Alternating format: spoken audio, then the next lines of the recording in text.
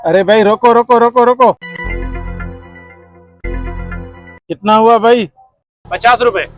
और अभी तो रुको, क्लाइमैक्स अभी बाकी है। अरे भाई रोको रोको रोको, क्या हुआ भाई? थोड़ा यार आगे तक ले जाना। अच्छा बैठ जाओ। अभी मजा आएगा ना भिड़ो।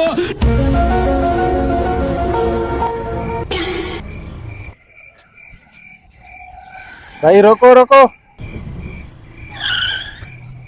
क्या हुआ भाई? बस भाई यहीं उतार दो। कितने हुए? 50 रुपए।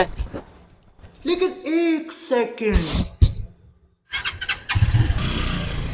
भाई रोको रोको रोको, क्या हुआ भाई? भाई थोड़ा आगे तक ले जाना। अरे भाई आपने जाना कहाँ है?